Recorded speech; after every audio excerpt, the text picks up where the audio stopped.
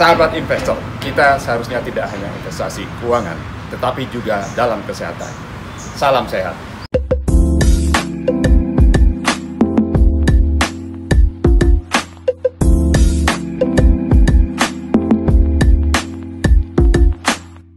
Halo teman-teman investor semua, selamat jumpa kembali dengan YouTube channel saya Hamdi Sarbaini, dan kita kembali ditemanin oleh Bung Aidil Akbar Majid, seorang financial planner, tapi sekarang lagi sibuk dengan kripto, mainan kriptonya gitu. Jadi di kesempatan kali ini kita kembali diskusi soal kripto ya bro. Kripto, ya. Karena yang lalu kan kita membahas kripto secara umum, tapi di episode kali ini mungkin kita bahas sumber cuan dari kripto itu mana aja sih gitu. Ya, ya. Di yang lalu kan lu udah pernah ngomong ya, dan bisa dengan mining, ya, dari trading atau farming ya istilahnya ya. Ya. Kemudian dari staking, ada yield farming juga. Terus satu lagi apa? Yield farming. Untuk investing yield farming. Oh, investing yield farming. Mungkin kita bahas itu ya, keempat itu. Ya, Jadi karena banyak orang nggak ngerti dapat duit dari kripto itu dari apanya sih gitu. Ya. Mungkin orang kebanyakan tahunya dari trading aja atau dari investing. Jadi beli harga murah, jual harga mahal, mau itu scalping, mau itu day trading atau trading yang lebih lama gitu. Baik, bisa dijelasin nggak, Aidil? Mana sih sumber-sumber cuan dari kripto itu mana aja gitu? Biar yang teman-teman yang sekarang belum terjun ke kripto bisa tertarik nih. Ya. Silakan. Oke, terima kasih Bang. Ya, sama seperti main di saham lah ya, masuk ke saham. Pasti yang pertama sumber cuannya itu dari trading, itu udah pasti lah ya kan. Ya trading standar lah ya, kita harus ngerti analisa teknikal ya, baca chart, narik garis ya, pakai tools segala macam. Yang penting ya kuncinya cuma satu, beli harga murah, jual pada saat dia naik. Sesimpel itu aja sih ya kan. Tekniknya sama persis seperti kita main saham, sama persis seperti kita main forex gitu ya. Ada scalping, ada day trading, gitu, ada swing trader. Plek-plekan sama gitu. Cuma hanya yang membedakan adalah kalau di kripto kita nggak punya safety net gitu ya, nggak ada yang namanya auto reject bawah, nggak ada. Gitu ya. The sky is the limit untuk sky is the limit, untuk untungnya. Jurangnya juga limit gitu kan. Sampai mentok plek sampai habis. Sampai nol juga bisa. Sampai nol juga bisa gitu ya. Nah, jadi itu aja sih yang membedakan. Cuma kalau di Indonesia memang belum ada fasilitas margin ya. Kalau di luar negeri udah ada. Kalau di luar negeri hampir sama seperti forex, jadi dia bisa leverage gitu ya, bisa leverage sampai dengan 10, bahkan bisa leverage sampai dengan 100 pun bisa. Tapi itu untuk features-nya, untuk berjangkanya, atau untuk spot? Untuk spotnya masih bisa leverage juga. Oh, bisa margin trading juga? Bisa margin trading, bisa futures juga. Gitu. Nah, itu yang pertama. Jadi benar-benar pure mirip seperti produk-produk keuangan yang ada saat ini. Nah, salah satu lagi yang membedakan adalah tadi sempat di-mention adalah mining. Nah, ini yang menarik gitu ya, karena ternyata kita banyak bahas soal mining nih. Karena ternyata kripto itu tidak hanya kita bisa mainkan juga gitu ya, investasi kita bisa simpan, tapi kita bisa dapat istilahnya orang nyebutnya mining seakan-akan seperti kita kalau ngomongin mining kayak nambang gitu ya, nambang yang orang punya tambang emas, tambang batu bara, macul gitu ya. Nggak seperti itu sebenarnya. Jadi mining itu kurang lebih gini, kalau kita transaksi konvensional produk ya, perbankan lah ya, perbankan itu kan saya transfer bank nih, transfer uang ke Bang Hamdi gitu ya, misalnya, atau Bang Hamdi transfer uang ke saya, "Bar, thank you ya udah ikutan podcast nih, gua kirimin buat jajan gitu ya, buat ngopi misalnya." Saya pakai bank A, Bang Hamdi pakai bank B, dua bank yang berbeda. Nah, transaksinya itu kan harus lewat BI dulu ya kan. Bang Hamdi misalnya anggaplah bank XYZ gitu ya, kirim uang kasih instruksi, tolong debit uang saya, itu instruksi masuk ke BI, BI akan pindah bukukan ke bank yang tepat saya, nanti dikredit ke rekening saya. Transaksinya lewat BI. Nah, itu kalau konvensional banking system. Kalau kripto, itu kan transaksinya peer to peer, gitu ya. Jadi wallet to wallet, walletnya Bang Hamdi ke walletnya saya. Nah, kemudian melalui jaringan yang namanya blockchain tadi, ya kan? Nah, sekarang pertanyaannya adalah siapa yang bisa memastikan atau memvalidasi transaksi tersebut Satu, Benar. duitnya ada, ya kan? Duitnya dulu ada apa enggak, gitu kan? Kedua, valid nggak transaksinya, gitu kan? Terus ketiga, bisa confirm nggak transaksinya? Rekening yang nerima bener nggak nih, gitu kan? Nah, semua proses itu dilakukan oleh jaringan komputer yang masuk di dalam blockchain tadi. Nah, jaringan komputer inilah yang disebut si penambang tadi, gitu. Validator sebetulnya. Ya, jadi sebenarnya kalau istilah orang-orang nyebutnya mining, kita mikirnya kayak nambang batu bara, macul gitu, padahal sebenarnya enggak. Padahal sebenarnya itu adalah validator yang dilakukan oleh komputer yang kita siapkan masuk ke dalam jaringan ekosistem blockchain-nya untuk melakukan segala macam aktivitas validasi tadi. Gitu. Jadi ada sekitar 3-4 yang bentuk validasinya ada yang dibikin seperti games, ada yang dibikin seperti tebak-tebakan gitu ya. Jadi dia nanti akan memvalidasi seperti itu. Jadi setiap komputer itu disebut dengan node, dialah yang akan nanti menjadi validator akan transaksi. Nah, pada saat Bang Hamdi kirim ke saya atau kirim lewat bank lah, kita kan kena fee tuh. Ya kan zaman dulu kena fee 5.000, 6.500, sekarang ada BI Fast 2.500 ya kan. Fee itu kan larinya ke si BI, Bank Indonesia, sama si bank pengirim kan biasanya kan. Ya, gitu. Nah, jadi dimakanlah tuh sama bank, sama dua bank ini. Nah, kalau kita kripto, fee itulah yang nanti dibagi kepada si para penambang tadi. Gitu. Jadi orang kayak saya miners. Berarti modal saya apa? Modal saya adalah saya investasi di dalam perangkat komputer. Ya, gitu. Perangkat komputer di mana kemudian perangkat komputer ini yang saya konekkan ke dalam ekosistem blockchain-nya si koin yang kita mau tambang, ya kan? Nanti begitu udah terkonek, secara otomatis mereka akan melemparkan segala macam transaksi ke dalam komputer saya. Nah, setiap transaksi yang saya bisa selesaikan, blok dari blockchain, tugas-tugas dari blockchain yang bisa saya selesaikan, saya akan dapat fee. Gitu. Jadi mereka udah ngatur sedemikian rupa pakai smart contract, berapa pembagian fee-nya dari transaksi, berapa blockchain yang dipecahkan, problems-nya, kemudian berapa penambang yang ikut. Karena belum tentu satu validasi di satu transaksi divalidasi oleh satu komputer. Itu bisa ratusan, bisa ribuan komputer yang validasi gitu, secara bersamaan gitu ya. Satu. Terus kedua, belum tentu yang saya validasi transaksi yang ada di Indonesia. Bisa jadi yang masuk ke komputer saya transaksi yang ada di India, transaksi yang ada di Amerika, transaksi yang ada di Eropa gitu. Jadi itu benar-benar kita nggak pernah tahu. Pokoknya tiba-tiba komputer kita bergerak melakukan transaksi perhitungan dan validasi. Nah, atas jasa itu tadi kita dapat koin. Tadi yang transfer fee yang tadi 6.500. Yes, transfer fee, biaya transfer. Terus kalau misalnya kayak contohnya kalau kita ngomongin basisnya Ethereum ya, kan nggak hanya transfer, ada juga biaya minting. Kalau orang beli NFT itu kan harus mencetak gambarnya. Ya. Nah, itu ada minting fee yang lumayan mahal tuh, gas fee-nya lumayan mahal kan. Nah, itu dapat juga, Pak. Oh gitu? Iya, jadi segala macam biaya-biaya yang selama ini orang komplain, waduh, Ethereum biayanya mahal banget, sebenarnya itu biayanya buat kita. Para miners ini. Para miners. Jadi kalau bisa dibilang, miners ini apa sih? Ya, kalau saya joke-nya bilang gini, gue punya Bank Indonesia bro di garasi gue. Di garasi gue. Ya?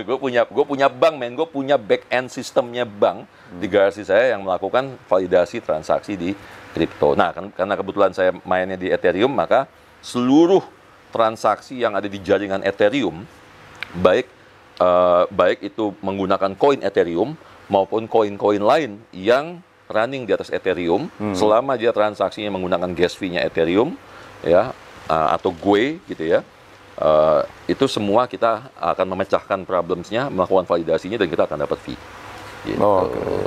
Nah, untuk masyarakat umum kelihatannya sederhana. Itu kan behind the scene-nya ya. Kalau untuk masyarakat umum katanya sederhana. Pokoknya gue beli mesin, taruh, tiap bulan dapat kurang lebih setara dengan misalnya berapa? 2%, 3% gitu. Sebulan ya, bukan setahun. Jadi kalau di setahun kan ya mungkin 24 sampai 36% lah. Ya nanti mungkin kita bahas detail mining ya. Ini yang kedua kan tadi trading dan baru kemudian mining. Ketiga apa nih? Yang ketiga ada yang namanya staking. Jadi staking ini ngapain tuh? Mirip seperti nabung ya, mirip seperti deposito lah sebenarnya. Jadi koin kita ditahan atau kita lock di dalam sistemnya si exchanger. Biasanya exchanger luar gitu ya, karena di Indonesia masih belum ada aturan mainnya untuk staking gitu ya. Nah, ini kita akan terima seperti kita terima bunga bank. gitu. Staking earning ya. Nah, jadi staking sama yield farming sebenarnya hampir mirip. Hanya membedakan adalah tingkat suku bunganya dan penggunaannya, gitu ya. Nah, kemudian kita terimanya mungkin tergantung koinnya. Semakin volatile koinnya, biasanya kita akan terima yieldnya semakin tinggi biasanya. Semakin aman koinnya kayak Bitcoin atau Ethereum, terimanya cuma dikit, terimanya paling cuma sekitar 2%, 3% per tahun. Per tahun. Tapi which is setara dengan deposito kita ya kalau dirupiahkan. Tapi kalau misalnya koin-koin yang volatilitasnya cukup tinggi, itu kita bisa terima sampai dengan 8%, 10% per tahun.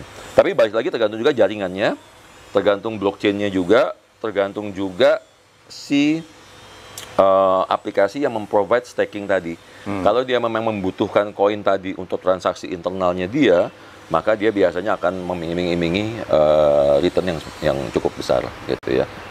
Itu untuk koin yang baru di launch melalui ICO atau untuk koin yang sudah diperdagangkan itu bisa dilakukan staking ya? Biasanya koin yang perdagangkan, biasanya koin yang liquid. Bukan yang baru ICO kemudian di stake berapa lama, di lock berapa lama gitu? Enggak, beda. Beda lagi. Beda lagi. Nah, jadi staking sendiri ada dua macam, Bang. Ada staking yang memang kita melakukan staking nge-lock sendiri dengan tujuan dapatkan return. Ada juga sekarang banyak protokol-protokol baru ya, atau koin-koin baru yang mensyaratkan gini. Jadi dalam metodologi transfer tadi ya, dikenal ada dua. Kita ngomong yang besar dulu aja ya. Ada yang namanya proof of work. Tadi yang menggunakan miners, yaitu proof of work. Kemudian ada yang kedua namanya proof of stake. Nah, proof of stake ini adalah dia nggak pakai mesin mining lagi. Jadi kalau saya mau taruh duit, kalau saya mau dapat uang, saya harus staking sejumlah dana. Nah, Ethereum ini pas video ini dibuat ya, ini sekarang kita dalam masa peralihan dari proof of work menjadi proof of stake. Jadi untuk saya bisa menjadi seorang validator atas transaksi yang ada di dalam jaringan proof of stake, maka saya harus men-staking sejumlah koin saya. Gitu. Nah, itu biasanya untuk validator ekuivalennya cukup mahal. Itu ekuivalennya sekitar 500 juta, 600 jutaan rupiah. Nanti kita akan dapat fee, tapi memang fee-nya tidak sebesar si miners. Ya. Gitu ya. Kalau miners kan bisa 2 sampai 4 sampai 5% per bulan. Ya, jadi sekitar 30%. Nah, kalau ini paling mungkin sekitar 2%-an lah gitu. Nah, jadi stakingnya dua macam nih. Staking yang kita memang secara pribadi pengen, koin gue nggak diapa-apain, nganggur, udahlah gue sekolahin istilahnya gitu kan. Staking dulu, nah itu ada. Tadi yang Bang Habdi tanya, buat orang yang ini gimana? Itu namanya staking untuk jadi validator. Gitu. Terus staking tambahan lagi, itu adalah locking period tadi yang ditanyakan. Itu biasanya locking period itu terjadi untuk koin-koin yang baru ICO. Jadi koin-koin yang baru ICO, mereka akan mengatakan, kasih tahu ke publik bahwa kami sebagai developer tidak akan langsung bisa menjual, karena takutnya begitu orang beli, langsung didam sama dia, langsung turun harganya. Nah, jadi biasanya di IPO juga ada gitu kan? Iya, IPO juga ada gitu kan, makanya ada green shoe, ada segala macam. Nah, jadi ada namanya harvesting period. Nah, itu harvesting period segala macam. Distribusi token, harvesting period, staking, segala macam itu bisa dibaca di tokenomics. Jadi setiap token yang mau keluar, kan ada white paper, kita pernah bahas waktu itu ya, ada white paper, ada tokenomics. Nah, kita pelajarin dulu nih tokenomicsnya. Berapa lama harvesting periodnya dia, berapa lama si developer boleh ngedam dia punya koin, berapa persen yang boleh didam, yang boleh dibuang sama dia, dan seterusnya itu informasi lengkap gitu. Jadi artinya semakin lama staking period, harvesting period yang semakin lama, maka kemungkinan besar untuk harga akan jatuh pasca di di ICO kan atau diluncurkan, itu menjadi semakin kecil gitu. Nah, itu ketiga tadi itu ya. Staking. Ya. Staking. Satu lagi apa? Satu lagi yang terakhir itu yang menarik adalah yield farming. Nah, yield farming ini sebenarnya bersama sama staking, cuma bedanya adalah dia menggunakan dual currency, jadi dua mata uang, dan tidak semua exchanger punya fasilitas ini. Itu lebih kepada untuk mempersiapkan liquidity, Bang. Jadi kan setiap exchanger ini problemnya selalu sama, liquidity provider. Ya, di luar security dan sebagainya macam ya. Jadi nggak hanya exchanger sih, seluruh institusi keuangan itu baik perbankan, asuransi, dan dana pensiun gitu ya, reksadana, EMI dan segala macam, itu pasti selalu ada klausal yang menyatakan mereka harus provide liquidity. Karena sewaktu-waktu kalau butuh ditarik, ya kan, kayak bank tuh harus siapin sekian. Makanya kenapa ada CAR 8% gitu ya, asuransi ada RBC 125%, kan salah satunya adalah untuk liquidity providing gitu. Nah, sama. Jadi di mekanisme di exchanger, beberapa exchanger yang sudah besar, dia menyiapkan liquidity untuk transaksi koin-koin yang ada di dalam dia. Gitu. Karena terkadang gini Bang, ada koin yang nggak liquid. Ya kan? Jadi posisinya cuma satu sisi nih. Saya saham lah, saham nggak liquid. Jadi ada yang mau beli aja tapi nggak ada yang mau jual. Ya kan? Itu biasanya nanti harganya naik. Ada yang mau jual aja tapi nggak ada yang mau beli. Gitu kan? ARB juga. ARB udah. ARB, iya, gitu kan. Pasti turun terus kan. Nah, untuk mengimbangi itu kan mereka harus setting bot, biasanya pakai bot gitu kan. Tapi kan harus ada yang memprovide nih. Berarti harus ada provide koinnya, ada juga harus provide lawannya gitu ya, pairingnya. Ada yang pairingnya pakai fiat, pakai US dollar atau pakai rupiah. Ada yang pairingnya pakai kalau di luar negeri biasanya pairingnya pakai koin juga kan, pakai USDT atau pakai USDC biasanya. Nah, jadi untuk memprovide likuiditas ini, maka si exchanger membuka kesempatan untuk kita sebagai investor koin gitu ya, investor kripto, daripada kripto nanggung, udah sini simpen di gua dulu gitu ya. Nanti gua pakai ya koinnya buat apa? Kalau ada yang butuh koin ini, gue bisa provide. Kalau tidak ada lawannya, gitu. Nah, atas dasar itu kita akan dapat return juga, dapat yield juga. Nah, yieldnya juga bervariasi, tergantung si exchangernya, tergantung koinnya juga. Kalau di tempat saya, kalau yang stable coin itu bisa dapat sekitar kurang lebih antara 8-10% per tahun. Stable coin ya, jadi setara dengan USD. Ya, USDT, USDC, itu pairing 2 itu bisa dapat 10% lah on average gitu ya. Terus kalau yang pakai native coin kita punya koin namanya Ether. Ada dua, ada Ether, ada Wafer. Wafer itu koin Ether yang bisa running di atas jaringannya Ethereum. Itu pairingnya dengan USDT. Itu kalau di kita bisa dapat kurang lebih di kisaran 50-65% per tahun, Bang. Jadi sekitar 5% sebulan. Oh iya? Yes. Dan pairingnya USDT. Jadi sebenarnya kalau bicara, Mas, tapi ada resiko. Yang resiko cuma 50%, yang ini doang. Yang ininya stable kan, karena dia USDT, gitu kan. Jadi istilahnya kalaupun dia ngedrop, yang bisa ngedrop kita cuma kehilangan 50% plus dapat return 50%. Jadi sebenarnya masih break even kalau sampai terjadi apa-apa. Gitu. Oh ya, kalau tadi yang staking tadi kan kita seolah-olah meminjamkan koin kita ke pihak lain. Buat mereka buat apa sih? Kenapa mereka butuh? Salah satunya bisa juga buat liquidity provider juga. Oh, kan. Jadi yang provide buat. Iya, tapi biasanya kalau gitu liquidity providernya cuma satu sisi. Ya kan? Jadi cuma misalnya koin A atau koin B, dah gitu. Jadi yang membedakan adalah kalau tadi staking biasanya cuma satu koin, ya kan? Kalau yield farming, makanya saya bilang yield farming ini nggak banyak yang punya. Biasanya exchanger luar hanya menawarkan staking, gitu ya. Ada juga yang menggunakan nama istilahnya earning. Itu kurang lebih hampir sama mekanismenya. Hampir sama mekanismenya. Nah, kalau yang lebih canggih lagi tadi yield farming. Kalau yield farming sebenarnya mekanismenya sama seperti staking, tapi yang membedakan adalah dia menggunakan pairing coin. Jadi benar-benar harus 2 koin yang masuk, bukan satu. Gitu. Jadi staking itu kayak kalau di pasar modal kayak lending and borrowing ya. Jadi saham kita dipinjamin ke orang gitu. Yes, lending and borrowing. Mungkin juga mirip seperti repo ya kan? Benar, repo. Transaksi repo, ya kurang lebih seperti itu. Jadi kurang lebih sama ya kayak di pasar modal sebetulnya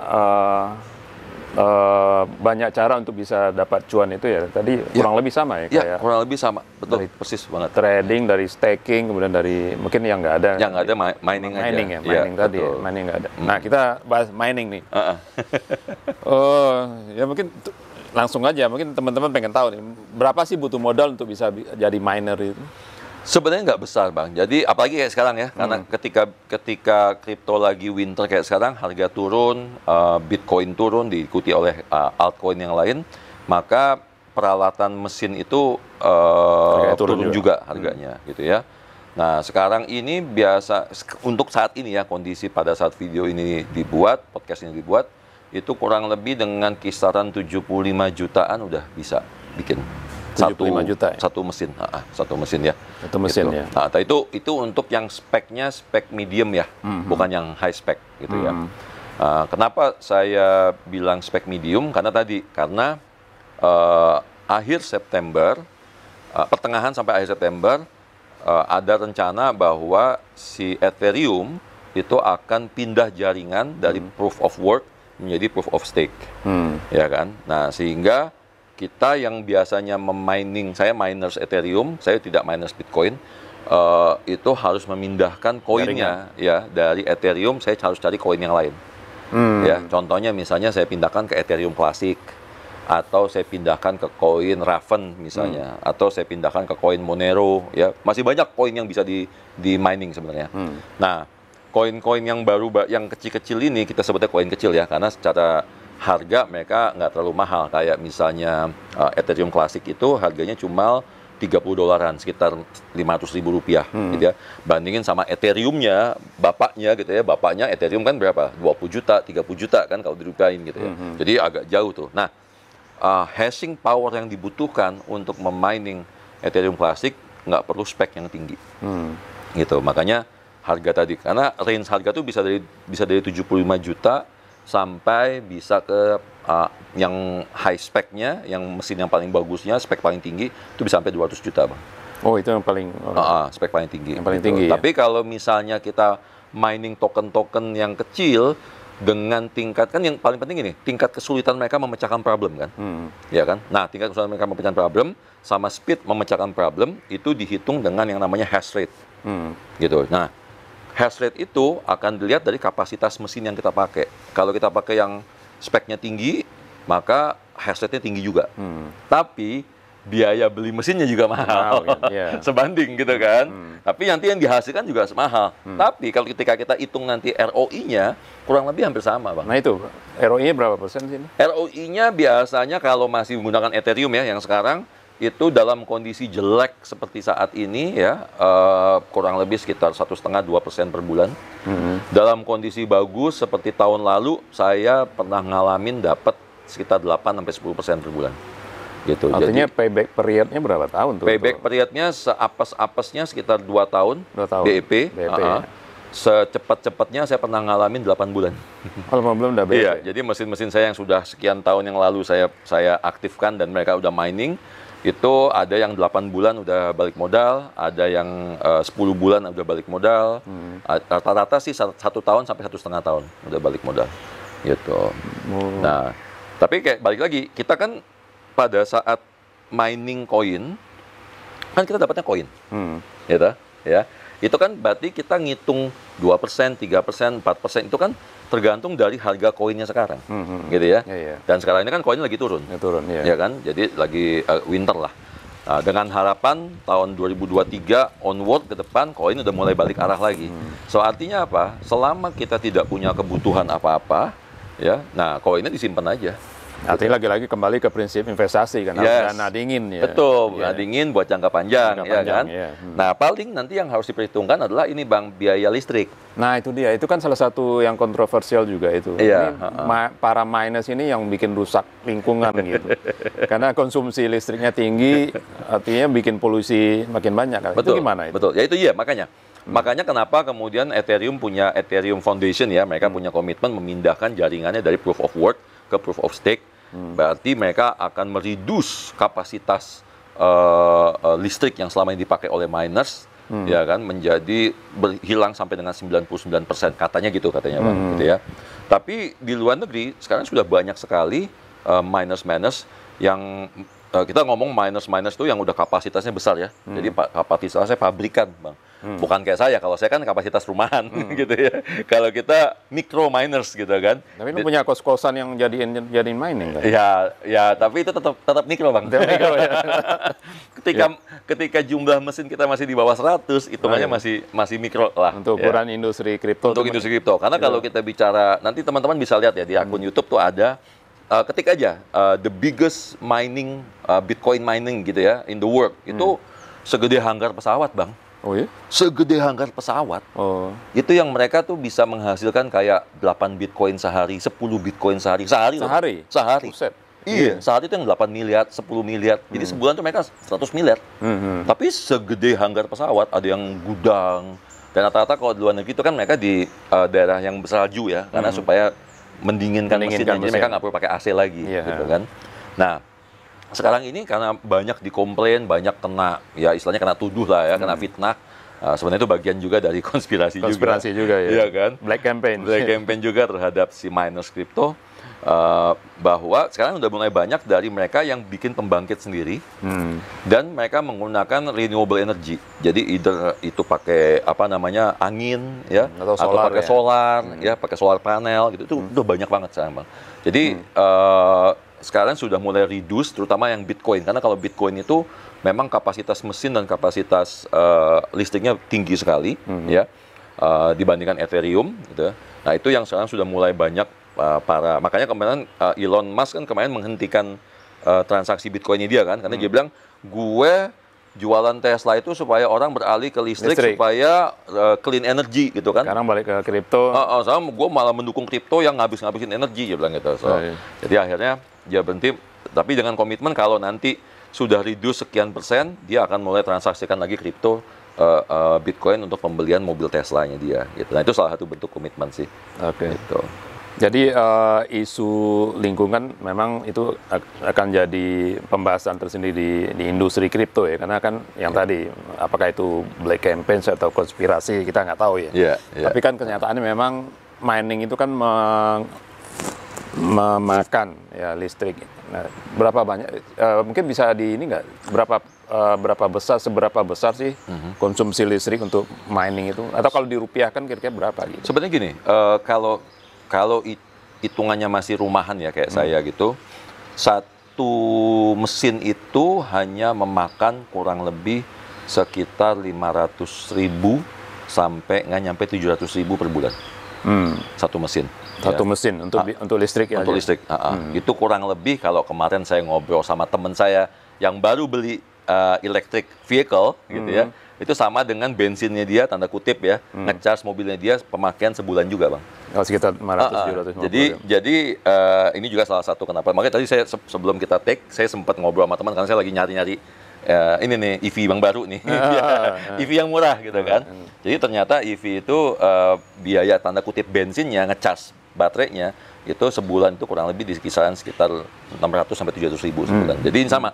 Mesin ini juga sekitar segitu. Nah, jadi artinya apa? Kalau misalnya kita dapat pada saat harga normal ya, Bang ya. Pada saat harga normal Ethereum misalnya di kisaran harga 3.000-an gitu. Itu kita dapatnya bisa sekitar 3%, 3,5% per bulan ya. Which is kalau dirupiahkan mungkin sekitar 4,5 jutaan sampai 5 juta, maka biaya listrik itu hanya sekitar 10 sampai 15% dari apa yang kita dapat. Dari yang dapat ya. Dari apa yang kita dapat. Jadi kalau kita dapatnya 3,5%, berarti dia kenanya anggaplah 15% ya. Kenanya berarti sekitar 0,5, berarti kita dapat netnya sekitar 3% per bulan. Gitu. Jadi ngitung sederhananya sekitar gitu aja sih. Ya, jadi biayanya per satu mesin itu sekitar 500.000 sampai 700.000 itu kalau menggunakan listrik PLN biasa ya. Terus ada beberapa teman-teman yang udah mulai juga pasang solar panel. Gitu, solar panel. Jadi istilahnya biaya investasi solar panel juga nggak murah ya, Bang, ya. Dari mulai 15 jutaan sampai 30 jutaan per berapa 800 kWh. Nah, itu biasanya balik model si solar panel di tahun ke-6 atau tahun ke-8, tapi yang bayarin adalah si mesin mining ya. Gitu. Jadi sama aja sih, sama kayak investasi di solar panel jatuhnya. Ya, selain biaya listrik, tentu saja ada biaya ini ya, maintenance segala macam, atau orang yang harus menjaga itu. Ya, betul. Jadi biaya listrik, biaya maintenance, orang yang jagain otomatis ya, karena ini kita bicara mesin. Mesin ini mungkin kalau di rumah kita kayak kulkas kali ya, dia run 24 hours, 24/7 gitu kan. 24/7, ya. Dan ini ada komponen kipas apa segala macam. Sangat wajar dari waktu ke waktu dia akan breakdown akan aus, akan mati dan lain sebagainya, itu satu. Terus kedua, musuh utama dari mesin mining kita ini itu adalah debu sebenarnya. Jadi harus dibersihkan secara berkala. Jadi kalau saya biasanya tergantung letak posisi mesin, kalau dia dekat jendela yang hadap ke jalanan luar, itu biasanya sebulan sekali kita bersihkan. Jadi kita matiin aja, kita shutdown, copotin satu-satu, terus dibersihin pakai kuas, pakai semprotan, habis itu dia jalan lagi. Terus kalau kayak saya di garasi jatuhnya sama di tempat kos-kosan itu agak ngumpet, itu biasa kita bersihkan 2-3 bulan sekali biasanya. Nah itu maintenance ya. Terus nanti ada momen-momen di mana di dalam mesin kan, karena kita pakai VGA namanya untuk mining. Nah, ada momen-momen di mana ada namanya thermal paste ya. Nah, thermal paste itu jadi kering, Bang. Nah, itu nanti kita servis, jadi kita bongkar, kita ganti gitu. Nah, itu bisa kita ajarin orang, karena kan kebetulan saya juga terima orderan untuk bikin mesin ya. Jadi biasanya nanti kita akan kasih training gimana cara gantinya, atau kalau nggak mau pakai orang lain, udah banyak sekarang yang kita bisa cari di e-commerce gitu ya. Ada orang-orang yang melayani service gitu, biasanya ngantri sih, Bang. Kalau kayak gitu kita bisa ngerjakan sendiri sebenarnya. Nah, itu terus, nah kalau misalnya mesinnya besar ya, kapasitas kayak tadi kos-kosan saya, meskipun itu hitungannya masih rumahan ya, tapi udah ada beberapa klien saya yang saya set up di ruko biasanya. Nah, itu biasanya harus pakai penjaga. Kalau nggak dibongkar orang gitu. Iya kan, soalnya kan itu kalau dia punya mesin, misalnya anggaplah kita pakai harga standar 100 juta waktu itu ya, dia punya mesin 60 kan berarti udah 6 miliar investasinya di situ kan. Ya wajar kalau ada satpam, ada security yang jaga. Nah, kalau yang di luar negeri yang segede-gede hanggar itu mereka punya private army, Bang, yang jaganya. Itu literally private army. Ya, karena itu udah kayak data center kan. Iya, udah kayak data center. Ya. Betul sekali. Nggak bisa shutdown itu. Nggak bisa shutdown. Gitu. Jadi seperti itu sih mekanismenya, dan maksudnya gini, nambang ini kan transaksinya kan akan jalan terus ya, transaksi kripto, dan semakin hari semakin membesar. Artinya semakin membesar berarti mereka akan semakin membutuhkan semakin banyak hash power untuk membantu melakukan komputasi dan validasi atas transaksi tersebut, gitu ya. Nah, dengan kata lain, maka keberadaan miners ini tetap akan dibutuhkan dan makin membesar, gitu ya. Nah, ketika kita di Indonesia tidak menjadi miners, maka kesempatan itu akan diambil sama orang lain yang di luar sana. Ya. Gitu. Jadi ketika ada orang nanya sama saya, Bar, itu katanya miners nanti akan habis gini-gini. Ya, itu nanti kita ngomongin nanti aja itu. Nanti aja, kan sekarang. Jangan sekarang gitu. Itu masih bisa kejadian 3 tahun lagi, 5 tahun lagi, 15 tahun lagi gitu kan. Yang penting sekarang, ketika kita nggak ngambil kesempatan itu sekarang, maka orang lain di luar negeri sana dia yang akan ngambil. Gitu. Sesimpel itu sih, gitu kan. Toh kalau misalnya 2 tahun udah balik modal, kita mau tinggalin sampai mesinnya kita mau jual. Nah, enaknya kalau mesin buat menggunakan VGA itu, dan ini salah satu alasan juga kenapa saya pakai mesin VGA dibandingkan mesin yang untuk khusus Bitcoin, karena Bitcoin itu ada mesin yang khusus juga, Bang. Namanya ASIC. Gitu. Namanya ASIC mesin ya. Nah, ASIC mesin nanti brandnya macam-macam tuh. Nah, kalau VGA ini adalah mesin komputer yang memang dipakai di komputer kita sehari-hari. Buat main game menurut. Buat main game. Karena dulu berantem sama gamers. Iya. Buat juga teman-teman desain ya. Kalau dia mau ngedesain yang bagus-bagus, dia mau bikin video nih ya, abang-abang bikin video, ngerender video segala macam, itu pakai VGA. Nah, VGA-nya kita pakai nih sebagai miners, makanya kita miners suka dimusuhin ya, karena di pasaran VGA hilang semua. Naik gila-gilaan kan. Kebayang coba, Bang, harga yang normalnya misalnya 5 juta, gara-gara miners tiba-tiba naik jadi 15 juta. Naik 3 kali lipat karena barangnya nggak ada. Kayak dimusuhin para gamers gitu. Nah, tadi keunggulannya adalah dengan pakai mesin ini ada reselling value-nya, Bang. Ya, jadi si mesin VGA ini ketika kita udah balik modal lah, 2 tahun balik modal, kita mining sampai 5 tahun misalnya, selama maintenance-nya bagus ya, terus bersih dan macam, kita bisa jual itu VGA bekasnya, Bang. Gitu, masih bisa dapat lah 10-20% balik modal. Oh, not bad lah ya. Not bad, 10-20% kan kita udah pakai ya. Jadi ada salvage value-nya gitu. Iya. Gitu. Nah, itu yang membuat kenapa saya juga, salah satu pilihannya kenapa saya pilih mining pakai mesin VGA tadi. Gitu. Nah, yang menarik cerita itu, Ibar. Lu mau ngubah kos-kosan jadi mining gitu. Ininya apa? Pertimbangannya, kemudian cost benefitnya apa? Ya. Lebih untung mana punya kos-kosan dibanding punya mining? Gitu. Lebih mana? Lebih sederhana mana atau lebih gengsi mana gitu? Ya, jadi gini, Bang, saya kan invest di semua hal ya. Saham masuk, trading juga, reksadana juga. Tapi satu hal yang diajarkan oleh orang tua saya dulu adalah investasi properti. Ya kan? Cuma bedanya kalau orang tua saya belinya rumah, ya zaman dulu kan masih murah ya, beli gede-gede. Nah, kita nggak mampu lah beli gede-gede, beli yang kecil-kecil. salah satu yang saya pengen punya waktu itu adalah kos-kosan. Alhamdulillah tercapai punya kos-kosan, ya kan? Dan delalah kos-kosan itu dekat kampus, jadi penghuninya adalah udah captive market. Captive market. Dekat Bang, cuma jalan kaki 50 meter, 100 meter gitu ya. Captive market banget. Kena COVID. 2020 collapse semua, semuanya work from home, semuanya school from home. Jadi kosong lah itu kos-kosan, karena yang tinggal di kosan saya rata-rata orang daerah, gitu ya kan. Itu kosong. Benar-benar literally kosong. Nah, 6 bulan kosong, saya mikir nih mau diapain nih barangnya jadi tempat hantu. Ada yang jaga sih, ada yang jaga. Nah, ada juga beberapa karyawan saya juga saya tempatin situ, pas ada gudangnya juga. Saya bilang, nih ada sekian kamar kosong jadi tempat hantu. Ada berapa kamar sih? Nggak banyak sih, saya cuma punya 13. 13 banyak loh. 13 banyak. 13 kamar, satu kosan 13 kamar. Nah, terus? Ya, itu sebenarnya masih bisa naik lagi Bang, masih bisa nambah 7 lagi, karena saya bikin bangunannya buat 3 lantai. 3 lantai. Tapi ya? saya baru bangun 2 lantai. lantai. Jadi bisa maksimal bisa 20 kamar ya. Nah, udah saya mikir, wah ini masih ada 70% kapasitas kosong nih, gitu kan. Akhirnya karena saya masuk ke kripto, terus mulai banyak. Nah, ini juga asal muasalnya gini Bang. Asal muasalnya banyak orang yang memesan mesin sama saya. Pak, saya mau dong beli mesinnya satu gitu, misalnya 100 juta gitu ya.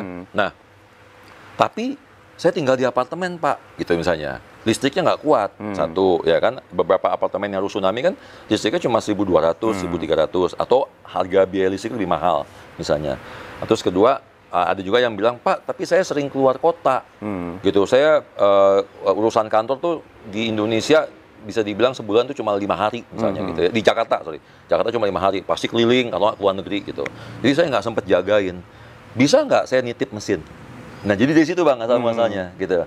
Akhirnya saya pikir-pikir, oh iya juga ya, kenapa nggak gue bikin usaha penitipan mesin ya? Gitu. Jadi saya pikir-pikir, udah deh. Akhirnya ya udah. Jadi orang beli titip di situ. Gitu? Yes, betul. Jadi jagain sekalian. Sekalian jagain. Jadi di kos-kosan saya akhirnya saya rombak gitu ya, saya rapiin. Kemudian saya naikin daya mesinnya, kemudian listriknya kita rapikan lagi, karena listrik itu salah satu yang paling penting banget ya dalam itu. Kita nggak bisa sembarangan gitu ya. Kita bikinin MCB-nya satu-satu supaya kalau terjadi korsleting atau apa cuma satu mesin yang mati, nggak yang lain nggak ikutan mati, tidak terjadi kebakaran dan sebagainya. Jadi kita benar-benar safety-nya kita jaga gitu. Ada udah, habis itu kita pengumuman gitu bahwa oke, kalau ada yang mau beli mesin, kita juga punya fasilitas penitipan mesin dengan sistem bagi hasil. Jadi nanti yang kita kenakan biaya adalah biaya sewa tempat, biaya listrik, sama biaya maintenance sih Bang. Gitu. Nah itu nanti sistemnya bagi hasil, apakah 70-30, apakah 80-20, tergantung jumlah mesin yang mereka titip, apakah 60-40, tergantung jumlah mesin yang mereka titipkan di kita. Jadi akhirnya sekarang mining farm saya, istilahnya kita nyebutnya mining farm gitu ya. Mining farm saya itu sebagian memang punya saya pribadi, mesinnya sebagian adalah mesin orang. Titipan orang gitu. Jadi itu passive income lagi Bang. Passive income dulu. Passive income di mana ketika tadi baliknya berbandingan dengan kos-kosan, pada akhirnya lebih enak ngurusin mesin ya daripada ngurusin manusia. Daripada ngurusin orang ya. Ngurusin orang banyak komplain, banyak ini, banyak itu. Belum kita ngerti kalau ada apa-apa kan Bang. Ini narkoba lagi gitu. Narkoba lagi, ini anak orang kan di kos-kosan gitu ya. Kalau mesin kan nggak ribut Bang. Mesin kan cuma ya paling nggak bisa komplain kan. Iya, nggak bisa komplain. Ya, jadi kalau dibanding antara kos-kosan sama mining tadi, ternyata lebih menguntungkan jadi minus, terus kemudian ribetnya juga nggak ribet dibandingin kos-kosan gitu. Waduh, ini kos-kosan terancam nih, karena nanti anak kos akan susah nyari tempat kos. Enggak, ini masih banyak kos-kosan ini, cuma apa ya, blessing in disguise. Iya, blessing in disguise, kemudian diversifikasi juga. Investasi. Mungkin kalau istilahnya, kalau di istilah pada saat COVID itu pivot, pivoting bisnis kan. Gitu. Nanti bisa jadi Bang, suatu hari ketika udah ramai lagi kosan, mungkin saya bangun lantai atasnya, buat mining. Miningnya pindah ke lantai 3, lantai 2-nya di kos-kosan lagi, kan bisa juga Bang. Menarik. Gitu. Tapi dari sisi keuntungan finansialnya lebih bagus mana? Tadi kan kalau segi kenyamanan, nggak ribet ngurusin mesin daripada ngurusin orang gitu. Nah, kalau hitung-hitungan income, mining lebih tinggi. Lebih tinggi? Ya, karena kalau kita hitung income kos-kosan itu kan rata-rata 1,5 sampai 2 kalinya dibandingin income kalau kita sewa full langsung satu rumah kan. Kalau rumah itu kan setara dengan deposito 3,5 sampai 4%. Kalau kos-kosan kita masih bisa dapat bersihnya tuh di kisaran bersih ya Bang ya, di kisaran 8%, 9% sampai maksimal 10% per tahun. Ya kan? minus ribetnya ya, minus pusingnya ya. Nah, sementara kalau mining kan kita masih bisa dapat 24-36%. Oh, okay. Gitu. Jadi 2 kali lipat sampai 3 kali lipatnya tanpa harus pusing berurusan dengan manusianya ya. Iya. Gitu. Jadi kalau bicara itu tetap mining lebih menguntungkan. Makanya tadi saya bilang kalau nanti kos-kosannya karena ini posisi dekat kampus gitu ya, dan saya juga komitmen adalah gue mau kasih anak-anak kampus juga ngekos itu, kemungkinan besar kalau memang nanti udah mulai rame lagi, orang udah balik ke kampus lagi kuliah, bisa jadi saya lagi kepikiran lantai atasnya saya bangun gitu. Jadi lantai 3 saya bangun, lantai 4 rooftopnya saya bikinin lagi yang semi permanen pakai kayu. Jadi saya punya 2 lantai untuk mining. Wow. Jadi kalau ya kita udah sejam ya, udah hampir sejam ya. Mungkin kita simpulkan dari 4 tadi itu, dari 4 sumber cuan kripto tadi kan ada trading, ada mining, ada staking, ada terakhir ya apa tadi? Yield farming. Yield farming ya. Yang paling menguntungkan yang mana? Yang paling menguntungkan ya otomatis pasti di mining, tapi memang butuh modal besar juga dan butuh maintenance. Tapi kalau misalnya kita pengen taruh simpan aja, ya yield farming lumayan. Jadi kalau urutannya mining, yield farming, baru staking. Gitu, di luar dari trading ya, luar dari trading. Gitu. Ada satu lagi sebenarnya, kalau kita investing, kita misalnya beli Bitcoin, kita diamin sampai sekian tahun. Oh iya, itu udah pasti. Itu udah pasti. Maksudnya itu kan ngikutin market kan.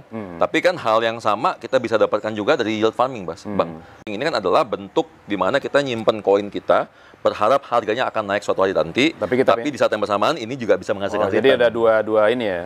Dapat 2 keuntungan. 2 keuntungan ya. Betul. Jadi dapat passive income atau dividen kayak di saham, plus dapat capital gain nanti. Okay. Yes. Exactly. Jadi instead of keeping sendiri gitu ya, mendingan disekolahin aja. Disekolahin gitu ya. Iya, betul. Jadi kalau ya bisa dibikin 5 jadinya. Jadi bisa trading, kemudian holding ya, investing, betul. Investing, kemudian mining, staking, yield farming gitu. Yeah. Lebih banyak sebetulnya sumber cuannya. Betul. Jadi ini nggak diketahui oleh teman-teman yang tempat lain nih, Mas. Nah, itu dia. Jadi banyak orang nggak ngerti, boro-boro tahu 4 atau 5 ini. Iya.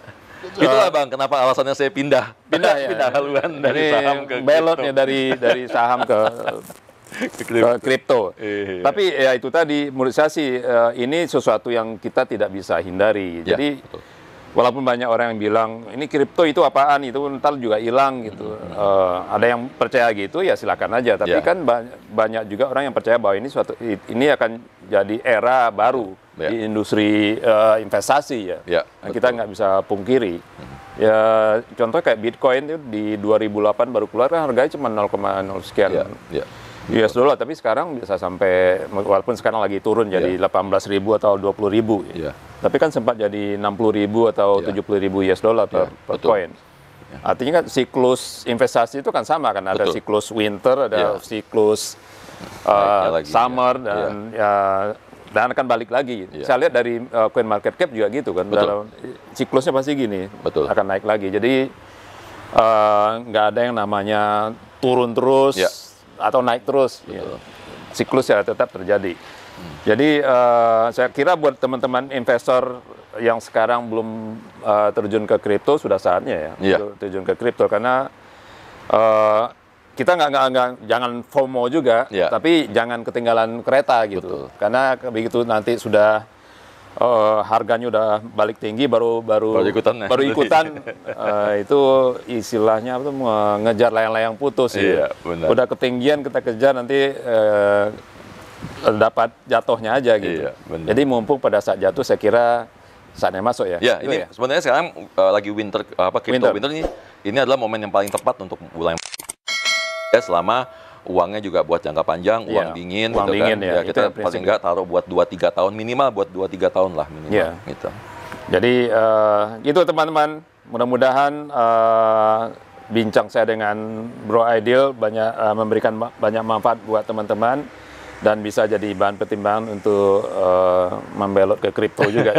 Jangan belot ya, tapi diversifikasi. Pivoting. Oke, sampai jumpa di episode yang akan datang.